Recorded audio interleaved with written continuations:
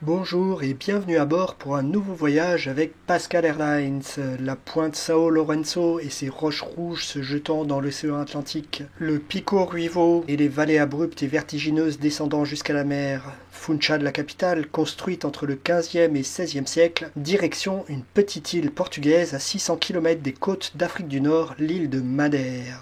On va décoller du seul aéroport de l'île, l'aéroport international Madère Cristiano Ronaldo. Non, c'est pas une blague, cet aéroport porte le nom de ce footballeur mondialement connu car c'est un natif de l'île de Funchal. Je vous ai choisi un petit biplace en tandem, c'est-à-dire que les passagers sont l'un derrière l'autre. Il s'agit du X-Cube fabriqué par le constructeur américain Cub Crafters. Madère, c'est une île volcanique avec beaucoup de relief et du coup pas facile de construire quoi que ce soit et encore moins un aéroport. La solution, ça a été de le construire un peu en hauteur avec la moitié de la piste surpilotée en béton. Il est construit au sud de l'île, pas très loin de la capitale de Funchal. Allez, c'est parti pour un tour de l'île dans le sens opposé aux aiguilles d'une montre et du coup décollage vers l'est. Regardez cette forêt de pilotis en béton sous la piste, c'est pas une vue inventée du simulateur, la vraie piste elle est bien comme ça. Si vous aimez la randonnée dans des paysages vertigineux, cette île vaut le détour. Idem, si votre truc c'est la botanique exubérante et variée, venez donc ici. Ou encore si vous aimez le vin de Madère, venez donc à sa source.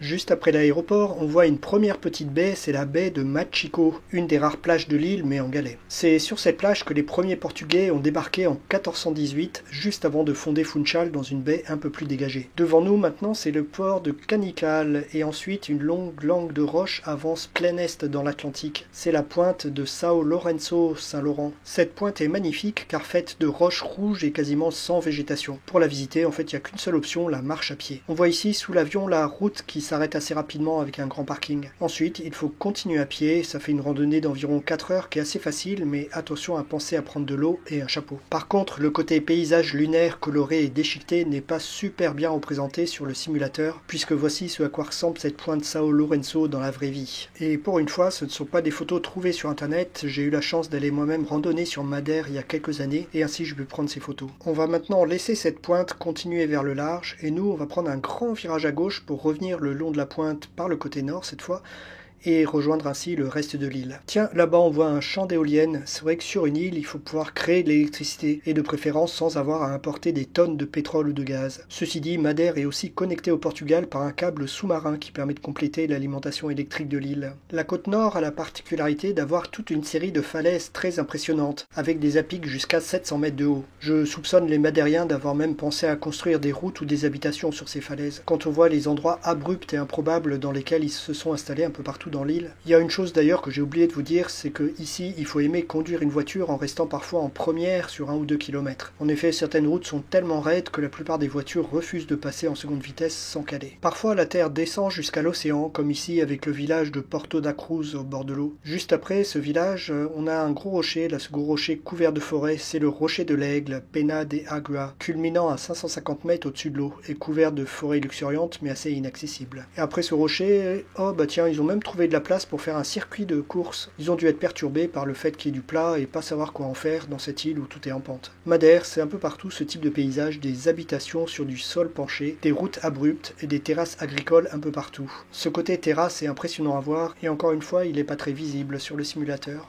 On longe ici encore cette falaise de la côte nord, cette falaise qui fait entre 500 et 700 mètres de haut selon les endroits. Alors ici le simulateur met plein d'arbres, mais en fait dans la vraie vie il n'y a évidemment pas d'arbres qui poussent sur les parois verticales. Allez, on remonte un peu et dès qu'on atteint le plateau, en haut des falaises, ça y est, c'est habité. Et oui, sur Madère, dès que c'est pas complètement vertical, il y a des maisons ou des cultures. Ici, on est en train de survoler les environs de Santana, une petite ville connue pour ses petites maisons triangulaires peintes en rouge. Ce sont les maisons traditionnelles des premiers habitants portugais, et ces maisons sont maintenant devenues l'emblème de Madère. Dès que vous avez un guide touristique sur l'île, vous êtes sûr de les voir en couverture. On continue le long de la côte nord et voici le village de Punta Delgada et son petit port de pêche. En fait, être pêcheur ici, c'est pas forcément un bon plan parce qu'il faut remonter 700 mètres de dénivelé avant d'atteindre les clients sur le plateau, mais bon. Au loin, à l'intérieur des terres, on commence à deviner les sommets de la partie montagneuse de l'île. On ira voir ça tout à l'heure. Et oui, jusqu'à maintenant, c'était pas montagneux, c'était juste un peu pentu par endroits. Un peu après Punta Delgada, voici la petite ville de Sao Vicente.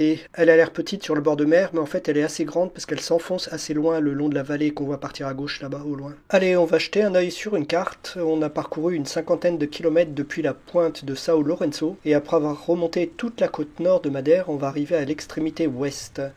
Devant nous, sur un petit bout de terre au ras de l'eau, voici Porto Moniz, une petite ville balnéaire qui abrite plusieurs piscines naturelles d'eau de mer. C'est un lieu assez magique puisqu'on est au bout de nulle part avec juste l'océan en face sur des milliers de kilomètres et on peut se baigner tranquillement et sans danger. Là encore, le simulateur n'est pas très précis, donc on va faire un petit tour dans la vraie vie avec une photo. En gros, les habitants ont refermé des criques naturelles avec des petits murs en béton pour casser les vagues, puis ils ont ajouté un vrai fond de piscine à certains endroits en ciment et des terrasses sur une partie de ces criques, si bien qu'on se baigne dans l'eau de mer, calme et régénéré en permanence par l'océan. Allez, maintenant virage à gauche si on veut pas aller jusqu'aux États-Unis, on oblique vers le sud, voici l'extrémité ouest de Madère. Et plutôt que de descendre complètement pour longer la côte sud, on va revenir par le milieu de l'île, par l'intérieur des terres. Cette partie au milieu de l'île, pour l'instant, c'est un grand plateau avec quelques ravines, ces ravines étant caractéristiques des îles volcaniques. Et en suivant cette ligne de crête au milieu des ravines, cette ligne de crête qui revient vers le centre de l'île, on voit bien que cette partie n'est pas très montagneuse, que c'est juste un grand plateau creusé. Pour le coup, c'est une partie un peu moins touristique, mais on peut quand même y faire de belles randonnées qui descendent dans les ravines et la forêt, et c'est plus calme que dans le reste de l'île. Les autorités ont profité de ces deux aspects, un relief moins tourmenté et une région moins touristique, pour y installer un grand champ d'éoliennes et une ferme de panneaux solaires, comme on le voit bien ici sous l'avion. Ces installations sont assez récentes, au total il y a un peu plus de 85 MW de production éolienne installée à Madère, et ça produit régulièrement car l'île est toujours un petit peu ventée. Cette production couvre en gros entre un quart et la moitié de la consommation électrique de l'île. Allez, on continue et d'un seul coup le paysage change, nous voici dans les montagnes du centre de l'île. Le sommet là-bas devant c'est le point culminant, le Pico Ruivo, et c'est 1862 mètres. Devant nous se situe une véritable cordillère de sommets avec des à-pics vertigineux entre eux. Et au milieu de tout ça, des sentiers de randonnée ont été aménagés avec des tunnels, des marches, des barrières quand c'est nécessaire. Donc si vous n'avez pas le vertige, venez ici, ce sont des randonnées spectaculaires et assez uniques en leur genre. Juste avant le Pico Ruivo, on va laisser le Pico Grande, là juste sous l'aile droite de l'avion, et plonger dans cette vallée vers le village de Curral das Freiras, littéralement le refuge des religieuses, puisque ce village a commencé par un monastère isolé, le couvent de Santa Clara. Et pour voir cette vallée, le village et tout le cirque volcanique derrière, je vous conseille un hôtel, l'hôtel Héros des Cerrado. C'est sur ce petit promontoire devant l'avion. Cet hôtel a en particulier une piscine intérieure avec vaste vue sur ce paysage à travers d'immenses baies vitrées. C'est extraordinaire. Rassurez-vous, je ne suis pas sponsorisé, c'est juste que j'ai eu la chance d'y aller une fois. Accrochez vos ceintures, on va maintenant faire demi-tour et remonter la vallée vers le sommet du Pico Ruivo, mais juste avant on va partir un peu vers la droite, cette fois en direction du Pico des Arrieros, c'est le troisième sommet de l'île. Au niveau de ce pic, en fait, on va trouver une zone commerçante et un grand parking. C'est le spot où on peut embrasser toute l'île sans se fatiguer puisqu'on y monte en voiture. Et ce parking, c'est aussi le point de départ des randonnées vertigineuses dont je parlais il y a quelques instants. J'ai essayé de me poser sur la route qui mène à ce parking avec mon avion, mais rien à faire, j'ai jamais réussi. Et en plus, c'est problématique avec tous ces arbres de partout qui en fait existent que dans l'imagination de Microsoft, puisque dans la vraie vie, cette crête est complètement aride.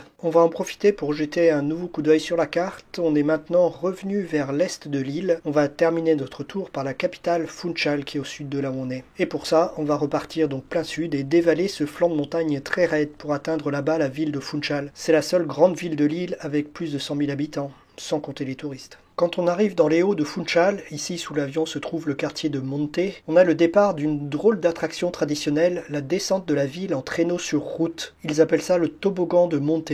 On monte à 2 ou 3 dans une espèce de panier en osier. 2 conducteurs avec des chaussures à semelles de fer se tiennent debout derrière et ils vous font dévaler jusqu'à la ville basse en utilisant une route goudronnée relativement droite. Par contre, gare aux touristes en voiture qui se trouvent sur cette route, ça m'est arrivé d'être dans le sens de la montée avec ma voiture de location et ça fait tout drôle de voir un panier de touristes foncer sur nous sans chercher à savoir qui a priorité. Funchal, c'est la première ville de l'île. Elle a été créée au XVe siècle par les Portugais à leur arrivée. Il faut savoir que Madère, ça a été le premier territoire colonisé par les Portugais outre-mer. C'est le début de leur grand empire colonial, d'où l'importance au XVIe siècle de bien valoriser cette toute première ville. De cette époque du XVe et XVIe siècle, il ne reste que quelques bâtiments qui malheureusement apparaissent pas sur le simulateur. Il faut rejoindre le port et le bord de mer pour trouver les vieux quartiers et quelques vieux bâtiments tels le palais São Lourenço qui abrite aujourd'hui un musée militaire ou encore la petite cathédrale nommée la C ou l'hôtel de ville avec une place d'allée en petites pierres blanches et noires faisant un dessin d'écailles de poissons. On va laisser là la promenade de bord de mer de Funchal et continuer le long de la côte pour aller rejoindre l'aéroport. Comme vous voyez, dès qu'on quitte Funchal, on voit le retour des hauteurs, des falaises, de ces quartiers qui s'accrochent à tout ce qui ressemble à un terrain pentu.